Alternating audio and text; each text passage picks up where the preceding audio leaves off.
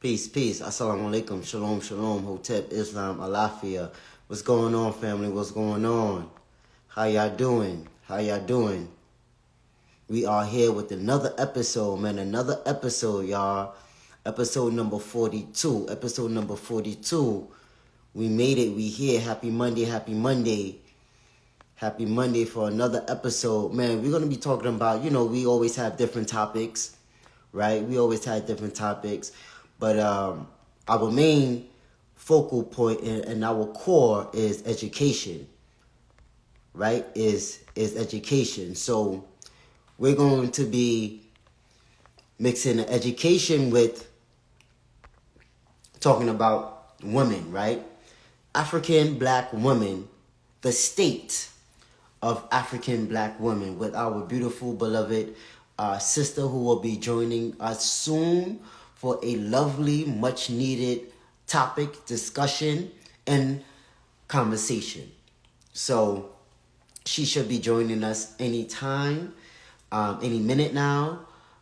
So thank you. Welcome. If you're new to this page, welcome. This is DTR 360 Books. We are an online bookstore. We service the needs of urban black youth, and inspiring them and motivating them first and primarily to read, right? We are an educational page, so our focus is reading. Our focus is literature, and we pride ourselves in helping to increase reading literacy. All right. So yes, if you are an author, definitely DM us. We do have promo packages for authors, and yeah, let us know. All right. So yes, I see you. I see you, sis. All right. Welcome to DTR 360 Books Podcast Show. I'm so happy that you all are joining us on this lovely Monday afternoon. Peace, beloved. How are you, sister? I'm doing well. How are you? I'm doing well too. I'm a bit tired. But I had to rush home, and I didn't want to reschedule, so I had to rush home and get everything together for you. Thank you so very much. It's a privilege to be here. I'm trying to get myself together now. Yes. Another deadline here shortly, but I had a few more minutes and I was going to make it happen because this is so important. Yes, indeed. And thank you, first and foremost, for all the work that you're doing as well. I know you were just at Tariq Nasheed FBA Expo event.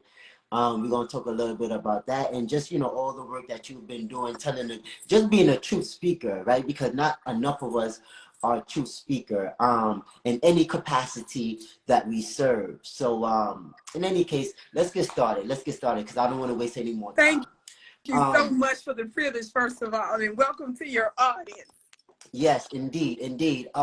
So family, again, welcome. Happy Monday. Assalamu alaikum. Shalom. Hotep, Islam, Alafia. Whatever greeting you go by, I greet you in the greeting words of peace, love, and happiness. This is episode number 42, and we have the privilege and the honor to have Vicki Dillard as our guest speaker here tonight, speaking on the topic of the state of African black women in America. All right, so let's get started. So sister, can you tell the people who are new to you, what was your upbringing like? And did you experience any discrimination or racism while growing up? Yes, indeed. Oh, yes. Well, I am I'm a girl born and raised in Mississippi.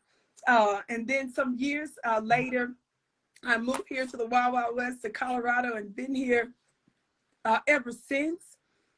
In terms of have I experienced racism growing up? Or absolutely, especially in, let me fix my phone here, especially in what's known here in Mississippi as the Dirty South. Of course, so many of us are very familiar with the horrific domestic diabolical terrorists that murdered so many of our mothers and fathers here and terrorize them in so many ways. So certainly the vestiges of that growing up were very, very clear.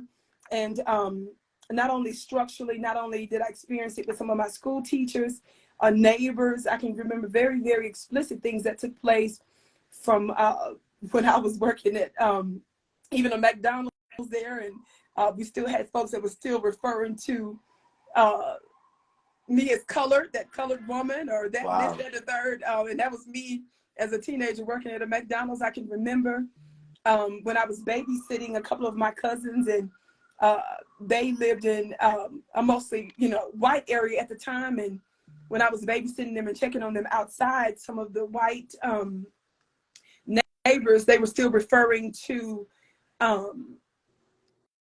items that their parents had, the items he had in his hand, which didn't look like a baseball bat, and wanted to play with my cousins who were obviously Black, and he called it a nigger knocker. That was what he was raised to believe. I remember getting into it with my teachers about the inaccuracy of some of my school books and the history they're in, and being threatened with what's known as the office. I don't know if they do that now. If you get in trouble, you got to go to the office. And so I wasn't in trouble for being a mess maker or any of that kind of stuff. But if I challenged them in any way as it related to some of the stuff that was in our books, that was a reason for the teachers to threaten us with me going to the office. And I was a quiet student, but I didn't sit back when I knew that there were inaccuracies in the books, because I was raised in a home that taught me our history constantly. So obviously I was aware of so many other things.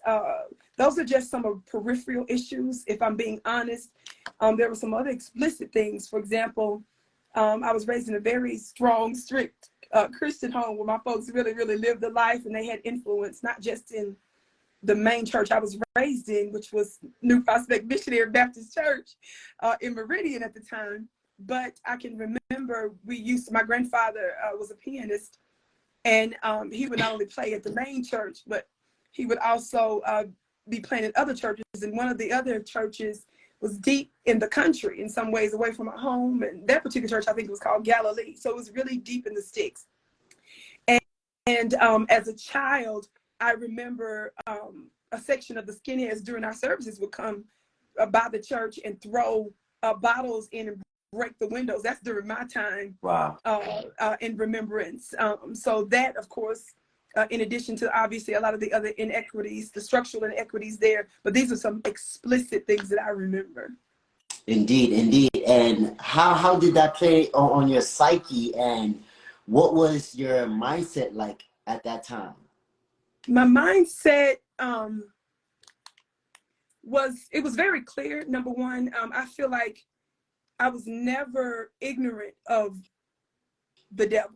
Let's just keep it real. I just was never ignorant of that. And neither was I ignorant in seeing racism manifest, the effects of racism, I should say, manifest in my own family.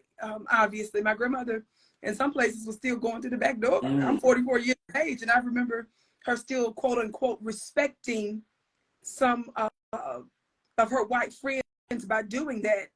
And I remember asking my mom, like, what in the hell is grandma doing?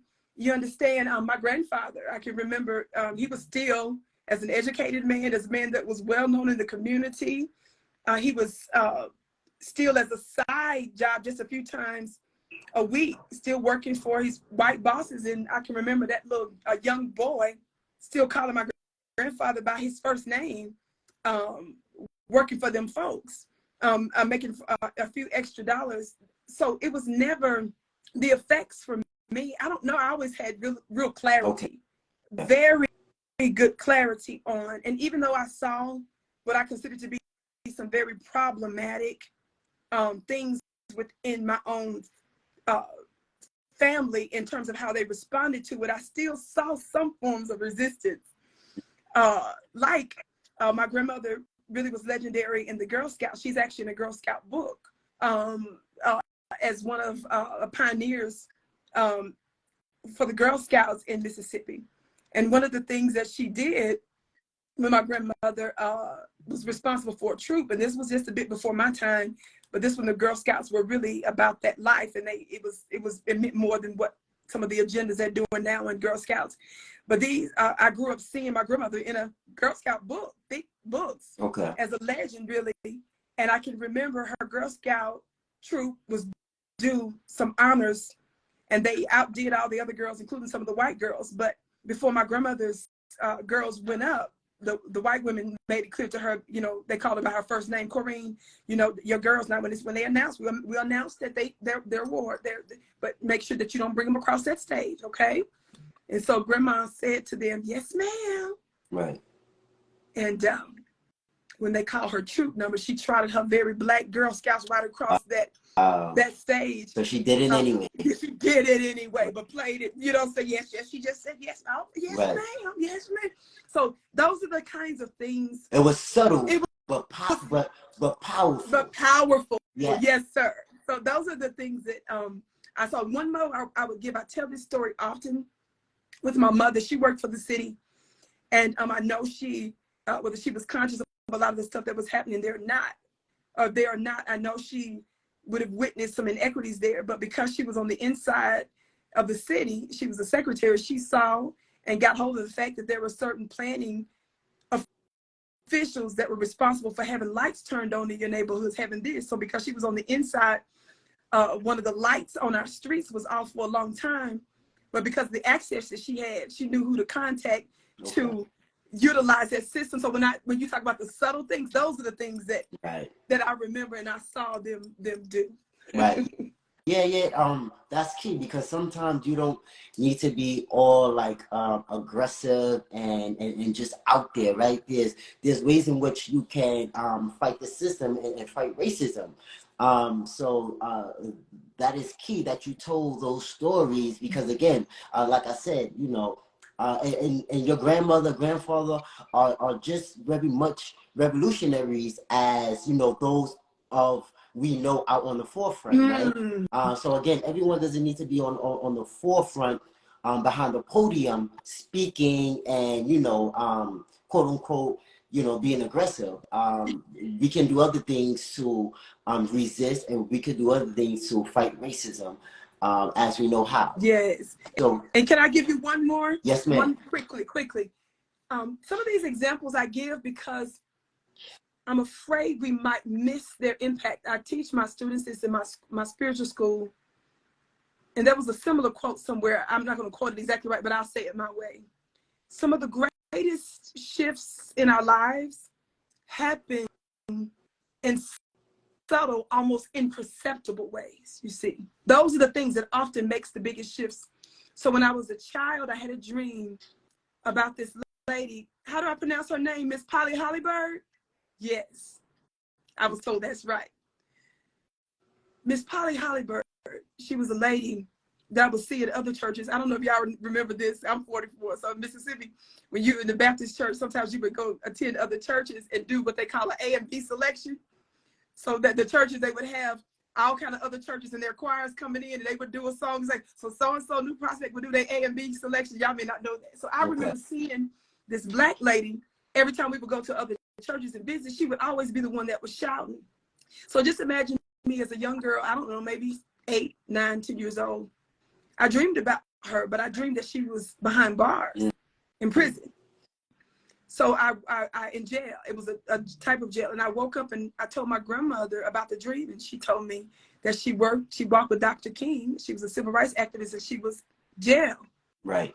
That was a prophetic thing for me, because I lived out literally 2 of those aspects, doing activist work and literal prison. That was a subtle way that spirit did certain things. So my grandmother, she affirmed my prophetic gift. There were some other things that happened. I won't go there, but I'm just saying, even those types of things, hearing that, and having those impressions, those spiritual things that took place, that also helped to make it clear some of what I was doing and really my path. Indeed. So the state. So what do you think about the state of African Black women in America today? I think the state of the African Black woman is that of an emergency. It is literally the most important thing. It's our number one priority at this time. Why do I say that? The state of the African woman is one that on the one hand is disturbing, is frightful, is terrible. But on the other, we're in our finest hour with the divine feminine rising at this point. I have an upcoming book that I've been working on for years, and due to my health for the past several years, I wasn't able to release it. So I finally got a team of some folks that helped me put it together. So it'll be coming out soon. And it's called The Dark Goddess Invasion. So this is such an appropriate conversation and topic that you brought up about the state of the African woman, the state of the Black woman. And when I'm talking about the state of the African woman, the state of the Black woman, I'm talking about the essence, the divine feminine essence, divine creatrix, this chaos in the ancient sciences that we really know it is. I did an interview recently, a few months ago, with Brother Rich on Black Magic Channel. It's a metaphysical channel. And one of the things that I talked about was a book that I had read and really reread, because this book was just consuming me, about Mammy Waters' Sibyls. And I was talking about some of the history of the Vatican that I learned through this book. And some, even the word Vatican itself, and where the Vatican is situated, was actually a location of these Black female prophetesses that held the original sacerdotal seat that the Pope now holds.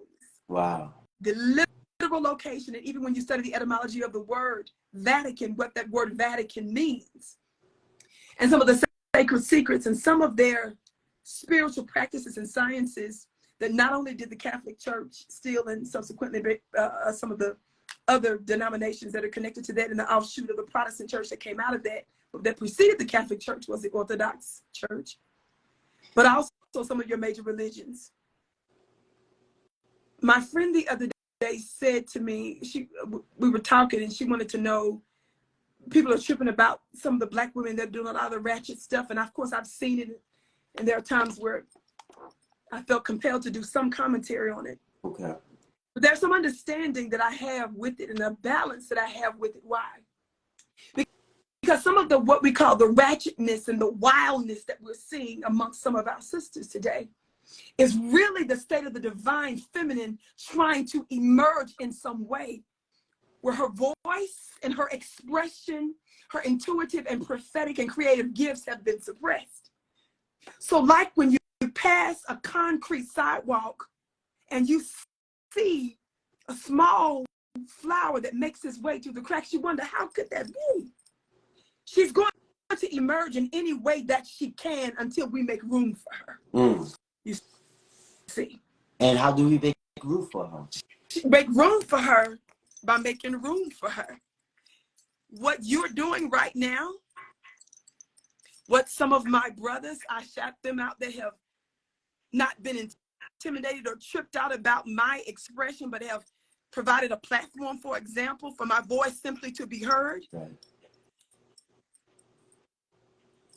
When I was on our brother Rich's channel, he surprised me at the end of the broadcast and brought on Brother Rod Hayes at the end. Had no clue, and I cried because it was such a surprise. You know why he said he did that?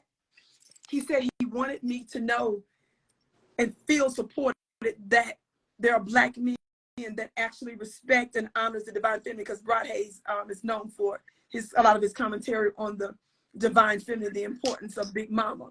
So to be honest, a lot of that I didn't even know about him until just before, some months before I even went on his broadcast. That made me cry, brother. And I said live, like, I don't even know why I'm crying. Right. I said, It just hit I don't you. even know why I'm crying. It just hit you. It just hit me. But to give this expression, another way we make room is by the essence of who we are is the same. The male and female energies, yes, and even our manifestation, the masculine and feminine energies. But our functions, you see, are different. Our essence is the same, but our functions are different. When we allow our functions to have its full expressions, without being overly judgmental and making room. We make magic that way. Do you understand? So it's simply about the yielding and understanding this simple principle. And I'm scared that folks gonna miss it because it don't sound deep what I'm about to say. Men and women are different. Period. So we've got to begin to allow the divine feminine, the feminine, to have her expression and to make our magic our way. It's not supposed to be the hustle, laborious, mostly logical type that we often see the masculine. That's supposed to be the masculine. Do you understand? Indeed. That's supposed to be his makeup in part. That's not just him. Right. He has his gifts, his feminine energies as well. But I'm talking about that dominant energy. So it's making room and dancing together. If you're going to leave, fine. But when you say to me, let's create, let's make, can we have this dance, baby? Things will flow when you allow me in my own and unique way to do what I do best. That's one of the things that we can do. It's not about trying to be so deep with this. And when we're seeing these, what they're calling the gender wars that's going on, and can't stand him and can't stand her and hate her and this, that, and the third, and this, that, and no, baby. It's not about that. It's us not allowing the divine feminine to do what she does. And we're specifically talking about women, so that's why I'm talking about that. I've got my issues on the other side of this, of course, as well. But since we're specifically talking about the divine feminine, you have to make room, watch this, for her madness.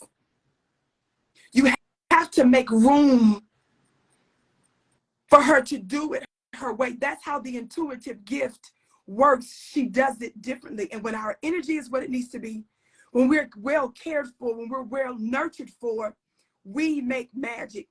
I don't know if you have another question for me in this same lane, but I use this analogy, and I don't mind you cutting me off at any moment or adding to something else that I'm saying. I'm not offended by that at all. I like to use the analogy of the woman as a garden. The word husband, do you know it actually comes, it's an agrarian word. The word husband, husbandry. When you look at the etymology of the word husband, the land, yes? It has to do with agriculture. Wonder why we would take a word. Somebody said they saw that show and cried. Oh, wow. That's beautiful. They talking about the show I did with Roman Rich. It was that powerful because we were talking about the divine feminine. The black woman, we were talking about the prophetesses, the sibyls, and it led into the divine feminine. Okay. Yes, I love that. The topic was similar to this one. Yes. So, I have no idea because you're the one that came up with this I did. topic. Yes. So why would the word husband come from an agrarian word, a word that relates to the land, to farming? What is a husband? Husbandry. So if the one is the garden, and let's say when you look at this patch of land that is the woman, and the woman is the land, the woman is the land, the woman is the land. What do you mean, Vicki? Even when we deal with the womb, which is what makes us unique and different. Right. When you look at a part of the womb that is the navel, do you know that it's the same family of the etymology of the word nativity? I'm going to leave that alone. I just want to drop that. I want to play with y'all a little bit because I'm trying to get you to see a little bit of the magic there. So this woman, this patch of land, if the man is the husband, husbandry, where we get this word husband from, that has to do with the farm. If this is a rough patch of land, sometimes you got to till the land first, yes? Right. Before you can even plant the seed, you got to make sure that you're preparing the land for even what? Planting the seed, yes? You want to make sure that it's situated in such a way that the sun will be able to nurture it. You're going to make sure that there is what? The rain, and that it's watered, yes? Yes. Watch this. You've got to make sure that your land is protected from enemies. Facts. You've got to tend to your garden. What happens when you give attention to your garden and you tend to the land and you nurture your garden? It grows and reproduces itself. And what will you be able to do, brother, with the land if we produce fruit? You'll be able to feed your family, right? You'll be able to make money. No, so you preach it. No. So many things. Wait. You'll be able to make a business out of it. Wait, what did you, right? oh my God. Oh my, So wait. things. Wait now. See, we didn't talk about this. Watch this. Aren't some gardens beautiful? Yeah. Aren't some gardens that are tended to pleasant? Don't they smell real good? The environment is conducive for life and bliss. So I want my woman to be beautiful. I want her to smell good. She needs to look like so. Let me tell you something, Biddy. If you tend to your garden, very simply, your garden will tend to you. You will have sustenance. You will have life. And you know what I found as a Mississippi girl? That in some areas where things grow, do you know that it will automatically grow? Year after year? With no seeds. I'm done. I'll stop now. Right. Man, that's powerful. So you're saying that the woman is the land and husband is related to husbandry, which is agriculture, right? And so in other words, if I'm listening to you correctly, you're saying that the husband should appreciate, should maintain, protect his land so that the woman who is the land can reproduce that which is an offspring for the family. Come on now. Protection, provision, and provide for the woman and the family. Yes, and let me tell you, amongst other things, of course. Other things, let me tell you, she's able to produce not only your offspring, your actual babies, your children, but she can help birth ideas for you. Yes. The energy of the divine feminine woman that's properly nurtured, there's something that happens in the unseen where a man that tends to his garden will get economic opportunities, ideas, energies, favors. Listen to me, I'm talking about specifically contracts, all kinds of yummy things. Average person won't get simply because he is in the energy of the divine feminine caring for her. Sometimes it's not even anything that may seem spectacular that she does. You understand? Right. It's really more about the energy that he has with this woman. You understand how he treats her. If to you, providing for your garden is a burden, y'all better hear me today. If providing it feels like a bill and you have an energy that I don't want to, what you're energetically doing is repelling opportunities, repelling bliss instead of magnetizing it to you. It has to start first in the mind. Even before, it doesn't matter if at this point she's making more than you. It doesn't matter if she's more quote unquote leveled up than you, all this other kind of stuff. If a man whose woman is making even more than him is in the energy of providing protection, I got this. This is your desire and that's what you're moving towards. Baby, you're going to magnetize and attract things to yourself. It's your energy first. It's your attitude first. It's your mindset first. Electromagnetism. Of course, we found out now that in the heart space, there's actually a lot more electricity that's happening in that region, to believe it or not, than the mind. But if we're talking about literal thoughts, in the notion of this electromagnetism, the thought is the main signal, the electric thing, the electric signal that is sent out to the environment, the field around you. The magnetism part of electromagnetism has to do with your heart, your emotions, and your energy. So when that kind of stuff is off, beloved, what you're signaling, and then thus what you're attracting is not what you want, is because you feel she's a burden. You think that this is a problem. Not that it's not hard, but you're taking on the attitude that I'm going to do what it takes to make this happen. When you change that mindset, you understand, everything around you will begin to change. Wow. Now, you said something about a woman, she may she may or may not want to date a man that's making less than her. Would you mind dating a man that's making less than you? I was saying a minute ago, it doesn't matter if he was making less. Okay. So you would? That's what I was saying, because, and I'm not trying to brag, but I just gotta just keep it real. Connections I've had, romantic connections I've had,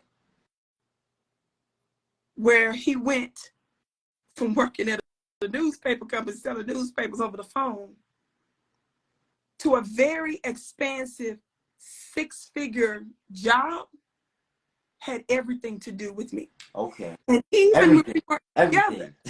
together, to prove it, Okay. when we worked together years later, had an altar in his home of the stuff that we accomplished when he was connected with me, and would tell everybody he came into contact with, she's my Midas touch.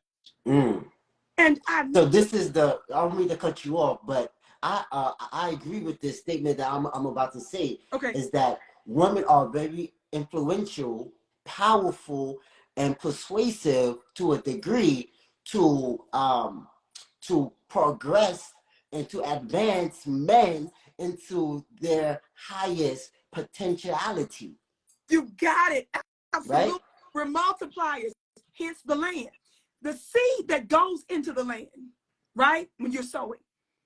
Some people say that the apple is in the seed, or whatever fruit or vegetable, right? I don't believe that. But you know what I believe a seed is? I believe a seed is just the blueprint.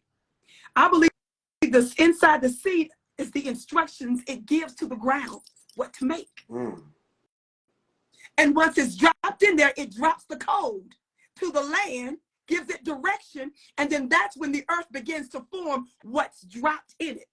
We are meant to be multipliers. The reason there's an emphasis on the man providing and protecting and all that is because our magic works best when we feel like we can thrive. But when the woman doesn't feel secure, it messes with that, you see? So it's not in some, and let me say something to this about these quote unquote gender wars. And it's problematic on both sides. But let me say this.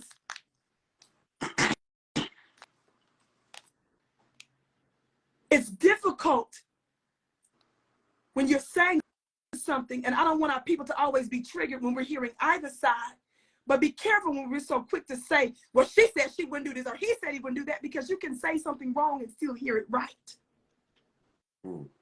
You can say something wrong and hear it right. So look for the energy and the spirit behind it. When there's not this pressure of me having to make money, because that's essential to the feminine security, you see? Right. Her security. So if my magic is gonna work, while I'm over here making magic and doing I gotta know that my security, my base is in place, you see. So when he's making sure that he'll do what it takes, this, that, and the third, that energy alone, that I can trust your word, even if he ain't making yet, but I'm seeing he's consistent. Okay. I'm seeing he's putting this money. Man, that is a type of money. And he has Y'all potential. missed that. You missed that. That's a type of money right there. That's a type of bonus. Man, he got this. He's not going to leave us out like this. There's an energy. And with that energy, that just because I'm within proximity, I know I'm going to ship shape some stuff. My business contracts, I'm going to tell you something. People that bless me, people that honor me, people that allow Vicki to be Vicki, you gonna be blessed, baby. Okay. People that have gone through stuff, been attacked, been this, I know I'm a resurrector. I know I'm a multiplier. And how do I know it? Because I spent time with myself. I know myself. And I've done this over and over and over again in all kinds of environment. But the magic will work best for you when you work best for me. So can we have this dance? Right. We can't have these issues where I'm the man and that energy is a repellent. And do you know that that's still the law of magnetism at work? Because the law of magnetism works both ways, right? It can either attract or repel. It's still that energy at work, and so it's about what you're putting out. I'll stop now. Go ahead with the next question. Right. So you're saying that it would be a problem for the man to voice his opinion of him being the man in a relationship that was cause of friction, you're saying, in the relationship? Not the man saying, no, not the man saying he's the man. There's this, sometimes people want to keep saying submit. That's where I'm going kind of with this. Okay. That energy. Okay. I need a woman that's going to submit. I need some, some people might get offended here. I agree with some of the stuff that Kevin Samuels said. But when he said that the black woman was universally the most unattractive, when he said that when the man comes home, she literally needs to be like a dog. A dog. You use that example to describe this woman. I teach my students that the universe is our university. The wisdom of the universe teaches us that you can't even come to the planet without us. Did y'all see the blinkage? The wisdom of the universe tells you that you are formed and you're developed because of us. I am the way. You can't enter this realm of the planet unless you come through the doorway of the divine feminine. Right. Your development, your existence automatically activates in us everything you need. And some of the research I've done is that sometimes when mothers get sick and certain of their organs will break down and everything, there are things in the baby that turns right back around and gives it to the mother. Did you know that? Which is what makes some of the stem cells so valuable in babies, that there's this dance, this thing that's just going on. Now, while this thing is developing, I just need to make sure that I'm not stressed. You understand? I need to make sure ain't nobody putting no hands on me. There's an environment that allows me to stay in the necessary state that I need to develop this thing. I'm saying that if a man has to keep saying over and over again, she better submit, submit, submit, submit. No, that's not how that's something is the matter when that's all you got to say. Right. Is what I'm trying to say. Right. I'm saying you're doing something energetically wrong when you're not able to pull that to you. You see? There's something the matter when that's all you say, and there's an overemphasis on this notion of a woman submitting. That's not how that's supposed to work. Our essence is the same, the divine essence of the man and the woman, but our functions are different.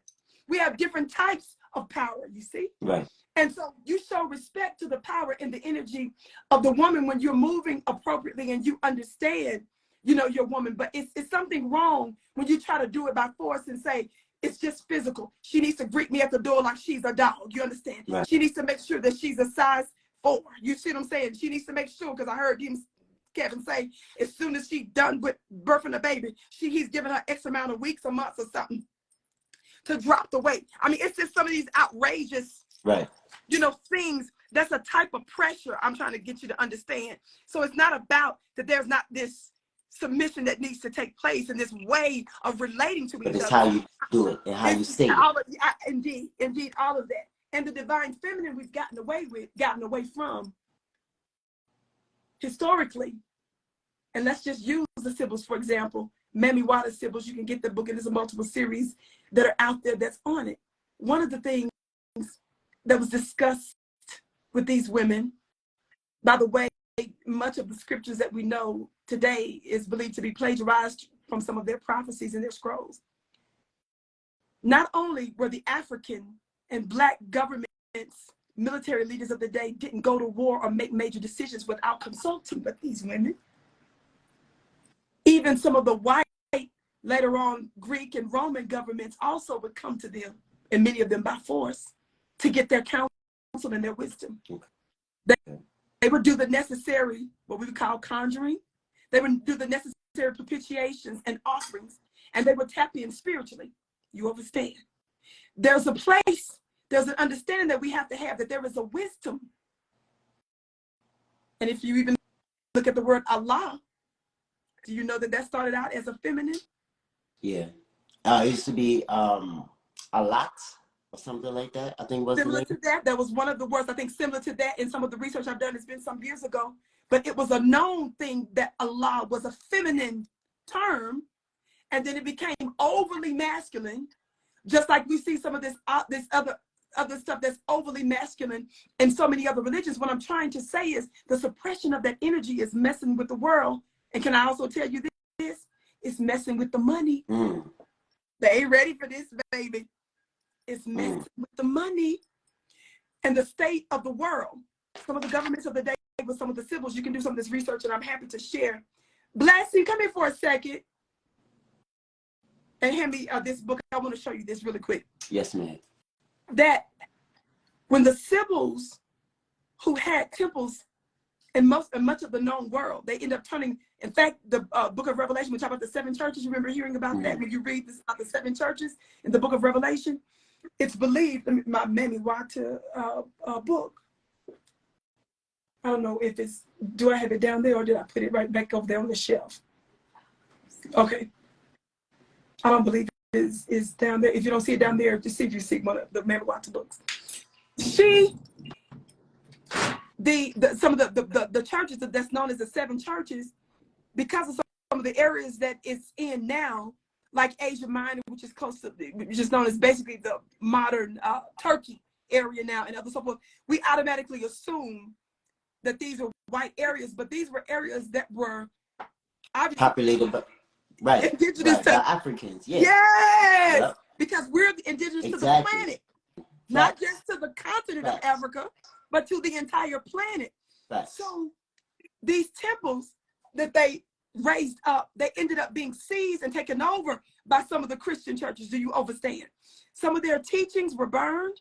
Some of them were actually burned at the stake. Before we've known of some of the Salem witch hunts, which many folks talk about, some of the indigenous women that were part of them, but before even some of the white women witches, which some of white women witches were persecuted, some of Mammy Wata's Sibyls preceded that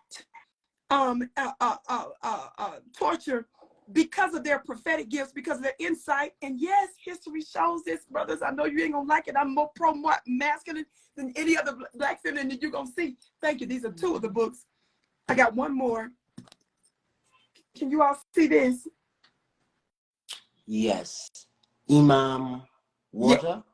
Mammy Wata. Oh. Thank you. This is my, look. Mammy Wata. Look, I'm with my bookstore brothers. Look. Oh yes. Oh yes. And I love that. I love that. You got your notes and everything. This is me. I know this is outrageous, but this is how I get my downloads, y'all.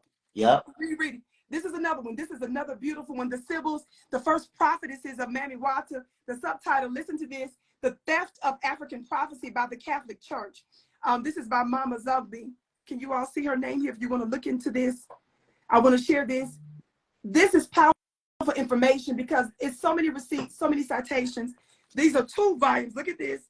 This is volume 1 of this Mammy Wata's Africa's Ancient Goddess Unveiled. This one alone, volume 1, they had to send me this other one. So I'm starting on this one because they sent me the wrong one. 2 of the same books. This first volume, look, 544 pages. Wow. It's just giving you references. Look, volume 2. Volume 2 is almost 900 pages, 897 pages for volume 2. Why am I talking about this? Giving you more than enough receipts to let you know that this is not an ego thing. These women ruled the world literally with their wisdom, and the world found itself in a more harmonious place. Some of these governments used to make tithes and offerings to these women. Y'all ain't ready for Malachi 3. Y'all want me to go Mississippi on you? Y'all want me to go Christian on you? Y'all want me to go New Prospect Missionary Baptist Church? Let's go. Let's do it. Let's do it. Bring ye all the tithes to my storehouse that may be meat in my house. And see if I will not open for you the windows of heaven and pour you out a blessing which you won't have room enough to receive it.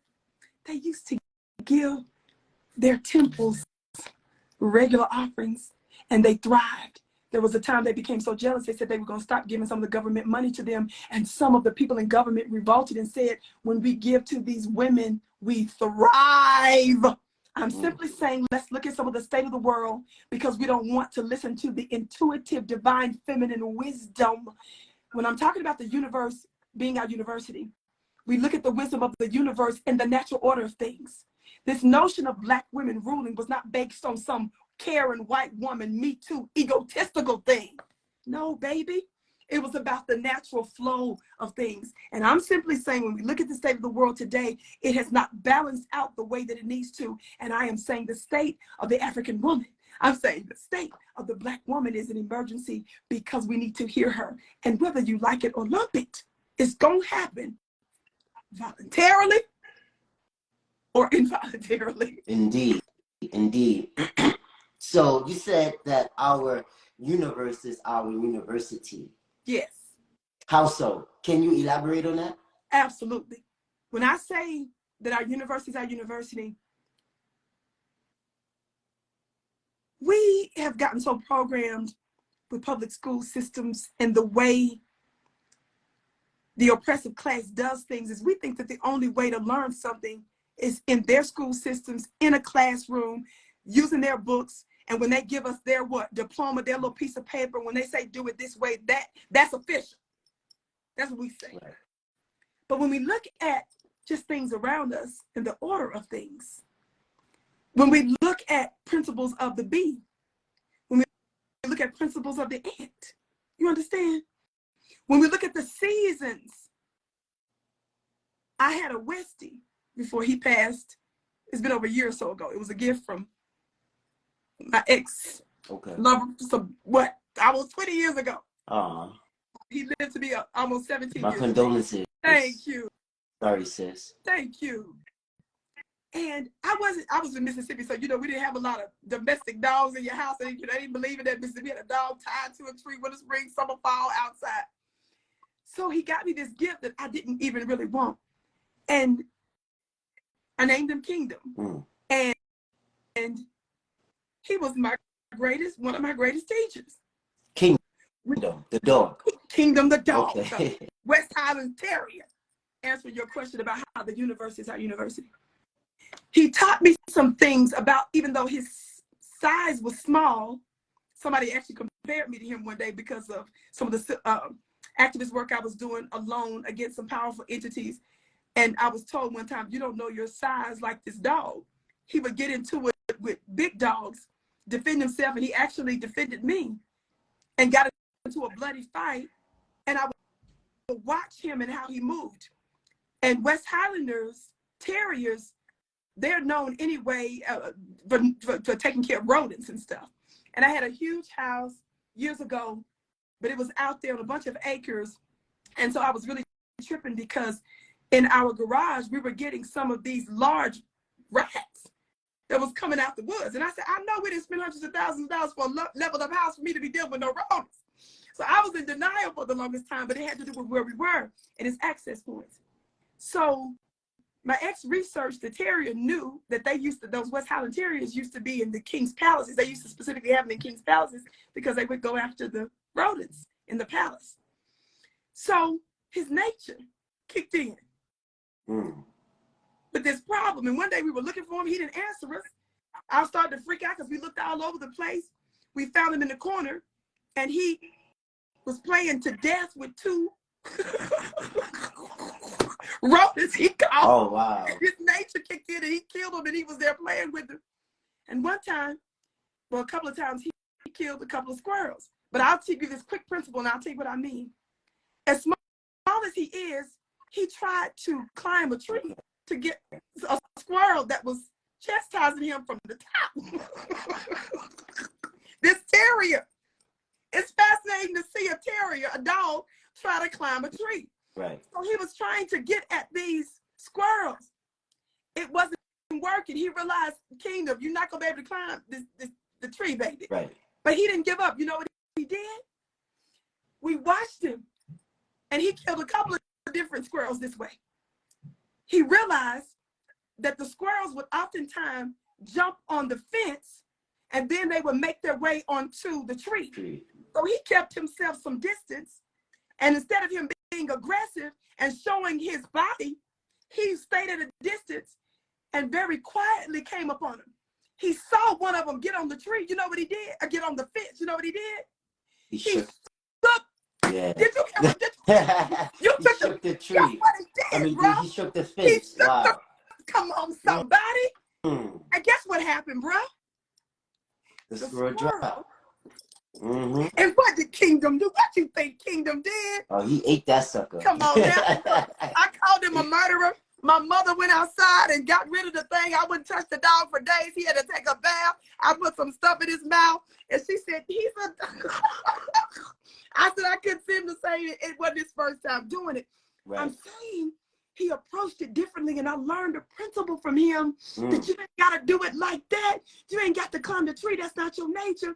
But he learned, and he watched, he observed, and he silently went up on him, got him, shook them. I said that was powerful. So I'm saying that there are so many principles that this womb of earth we were born into provides for us if we observe it and kind of take on some of its principles, I think we would get a lot further along in nature.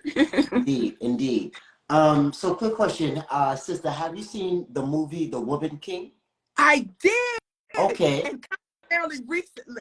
So what is your reaction on that movie, The Woman King? Before watching it, I was hearing a lot of negative commentary about it. I was taken aback, obviously, a little bit about the title until I learned that even some women, even when you use the word king, a lot of times they said the woman used the word king because technically the word queen in some instances really means to lack power and these kinds of things. And so it wasn't about a masculine thing as much as it was this, that, and the third. When I saw how the movie went, I actually enjoyed it. Right. I, quite frankly, thoroughly enjoyed it when I realized some of its principles. Now, we know some of it was problematic. I don't want to get into majoring on minors and minoring on majors. But this notion of an overall principle on how I saw the male king work with them before her promotion, the circumstances and situations that they found themselves in, I thought it was a quite useful and interesting movie. And I think the energy of the movie, more than anything, I was surprised by, but I wanted to see it for myself and come to my own conclusion. I have to say, I can appreciate what it stood for. I can appreciate it's the strategies and some of the principles that I felt that I gleaned from it. And I can appreciate really the surprising turn about who her daughter was, not to give it away if you haven't seen the movie. Right. That spoke to me pretty much more than anything, and the identifying thing that she did in the movie to know that it was her child, which again, I don't want to spoil it if you haven't seen it. Some of you may or may not want to see it. That I thought was profound. So I was able to spit out the bones, eat the meat, and spit out the bones from the movie. And the energy of it and some of its other parts I found very useful. So you mentioned a couple of times divine, feminine energy. What is divine feminine energy? Divine feminine, first of all, we have to start with the assumption I'm already divine. I have the spirit and the stuff of the creator in me. So number one, we have to understand it starts with the knowledge of who you are. I'm already that. I don't need to qualify for nothing for that. I don't need to deserve nothing. I don't have to earn nothing. I start at the point of because of what I'm made up of, the essence of the supreme. Yes, that's number one, is I'm already that. Whether or not I'm manifesting that through my crystallization, manifestation, and my day-to-day expression is a different story. If I'm conscious of my divinity, so that's number one, is understanding I'm already that and walking in the divine feminine. Being a divine feminine, to me, is me walking according to my nature on this planet. Simple as that. That's what the divine feminine is. Recognition of the divine feminine is in everybody's interest. But it's first in mind. It's first me understanding and understanding who I am. And that is from the get-go. Now, let me tell you, some of the stuff I've gone through, brother, in my life, in fact, I would say every bit of it, frankly, has been me moving in a world and circumstances and situations, having to make adjustments for that reality. And me learning how to move in who I am as the divine feminine, the divine chaos. Yes. And the reason why I keep saying that divine chaos is because when you study the feminine, you'll find that in every major spiritual system, that even in scripture, let's just use that because the average person has some knowledge of Genesis, in the beginning, darkness was over the face of the deep. Yes, y'all remember reading that? It talks about there being chaos, in other words. And this notion of let there be light in the first few chapters, bringing about what order of creation, that chaos, what we find is actually attributed in that and other spiritual systems, and this as the divine feminine, that chaos. but chaos must always be and precede any form of arrangements and creation. That's what I'm trying to say is necessary. So it's the stuff of creation. When you think of even the word mother, do you know the word mother comes from a word, the etymology of the word mater, M-A-T-E-R. Do you know it's in the same family as the word matter and material? The word mother. Teach. That is the essence. That tells you a lot, just in that we're matter makers, we're material makers. That goes back to me saying even we're multipliers, we bring things into existence. The very essence of the word mother is connected to material and matter. That's what I mean. When you know you're that, my consciousness of that is what changes every. So I don't care if I'm on Fly New Queen, African Producer. I don't care if I'm writing a book. I don't care if somebody bring me on a play. It's everybody's gonna get blessed with the reality of just that connection alone, including me, because you are allowing me to do what only a divine feminine can do. And so that's in part what that is. Now, our family structure is not where it should be, right? And of course, I don't want to put too much emphasis on the woman. Of course, the man too have a great deal of the reasons why the family structure is dismantled and not where it should be. But again, the topic is on the females. And even statistically speaking, even still today in 2023, we are about 66% of the family structure is headed by single Black African mothers, right? Which is a profound number, statistically speaking. Now, with that statistic, where are the men? The men are not in their homes, right? Most of them are still in jails. Most of them are still out on the streets. Many women don't want men inside their household, and so many other different components and reasons. How important is the family structure, and how important is a two-headed household?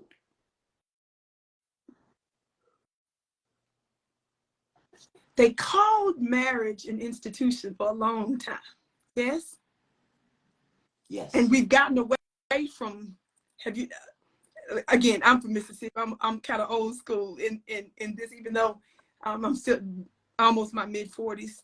But there's a reason I feel like we've gotten away from that word institution. So the reason I'm emphasizing marriage is an institution. The family was known by these quote unquote official names for a reason, yes? I often talk about turning your house into a headquarters. And that can only be at its peak and its height when there is the man and the woman. It can only be at its height. Why? Because one can put 1,000 to flight, two can put 10,000 to flight. When you bring these two planets, these two worlds, these two powers, these two forces together, we become absolutely unstoppable. I want us to begin to see our homes as more powerful and more important than Washington, D.C., than the White House, than the Kremlin, than any of these other important houses. Because what goes down there, what we have the ability to create, can literally shape the world. And it all starts first with the seed of what? The man and the woman, the family. I think we should make it our business to start emphasizing, like we used to, that marriage is an institution. Yes, and nation building. Come on. We don't even use that word anymore, it's right? Important, you it see? Is. Nation building. Nation building. And how does a nation build? Before we nation build, if mom and daddy and the household, the access for all of this, yes? Come on now, yes. Very important. And I got chills talking about this right now. It starts with them. They begin to shape their neighborhoods. Their neighborhoods begin to do shipshape their cities, their states, their nations. Yes, the nations, the world. We've gotten away from understanding just how potent and how powerful